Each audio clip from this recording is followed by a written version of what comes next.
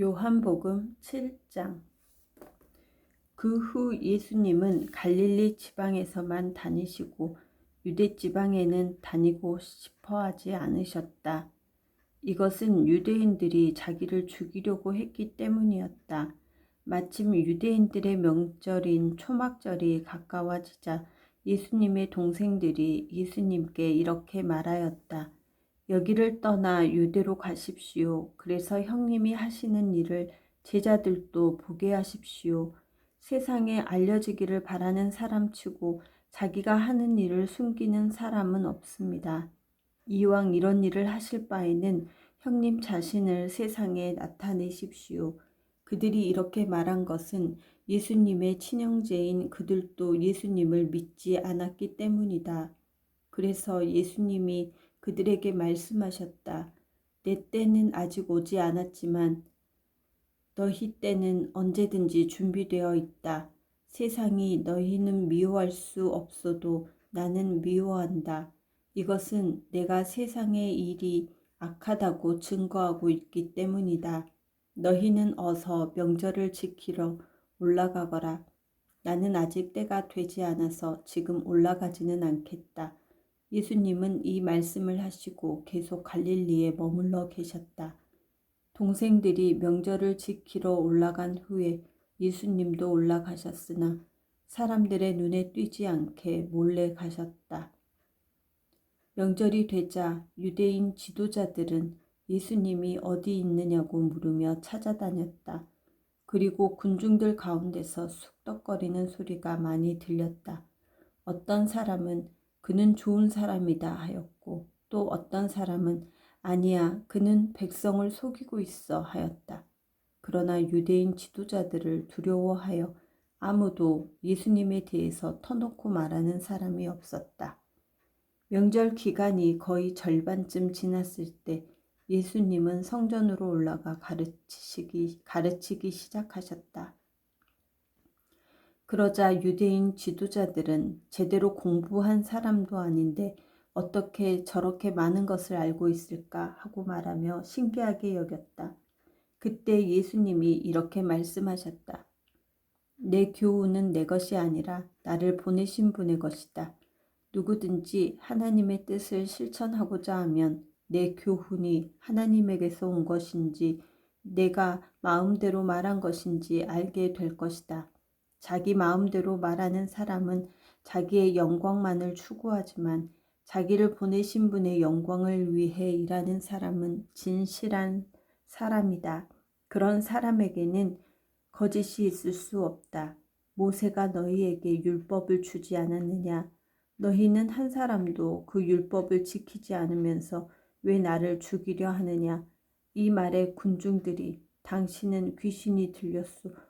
누가 당신을 죽이려 한단 말이오? 하고 대답하자 예수님이 다시 말씀하셨다. 내가 안식일에 한 가지 기적을 행했다고 너희는 모두 놀라고 있다.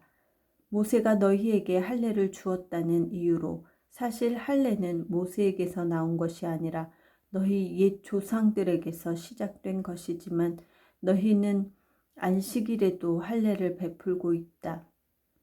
모세의 율법을 어기지 않으려고 안식일에도 사람이 할례를 받는데 내가 안식일에 아픈 사람을 완전하게 고쳐주었다고 너희가 내게 화를 내느냐?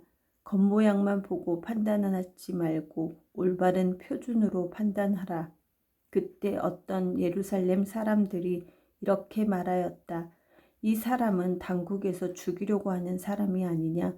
이 사람이 터놓고 말해도 그들이 말 한마디 못하는 것을 보니 지도자들도 이 사람을 진짜 그리스도로 알고 있는 것이 아닐까? 그러나 그리스도가 오실 때는 어디서 오실지 아무도 모른다고 했는데 우리는 이 사람이 난 곳을 알고 있지 않은가? 그때 성전에서 가르치고 계시던 예수님이 큰 소리로 말씀하셨다. 그렇다. 너희는 나를 알고 또 내가 어디서 온 것도 알고 있다. 그러나 나는 내 마음대로 온 것이 아니다. 나를 보내신 분이 따로 계신다.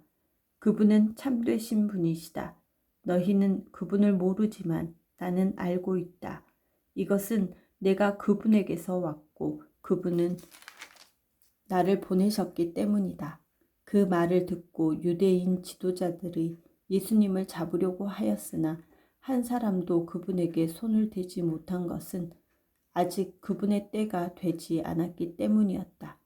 군중들 가운데 많은 사람들이 예수님을 믿고 이렇게 말하였다. 그리스도께서 오신다고 해도 이분이 행하신 것만큼 많은 기적을 베푸실 수 있겠는가? 바리새파 사람들은 군중들이 예수님에 대하여 수군거리는 소리를 들었다.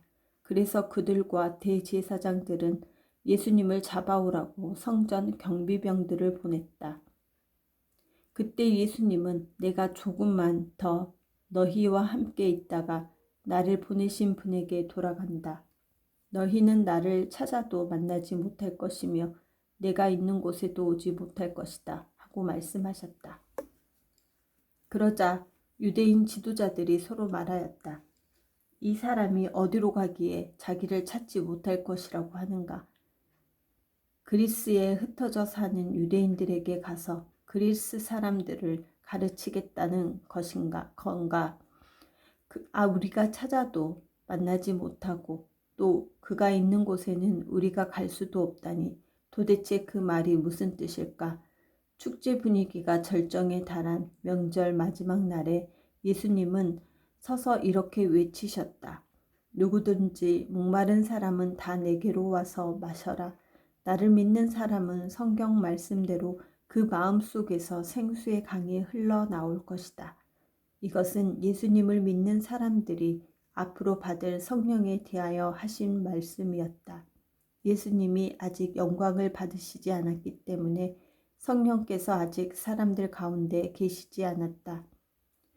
예수님의 이 말씀을 듣고 어떤 사람은 이분이야말로 오실 바로 그 예언자이다 하고 말하기도 하고 또 이분은 그리스도이다 하고 말하는 사람도 있었으며 또 어떤 사람은 그리스도가 어떻게 갈릴리에서 나올 수 있겠느냐?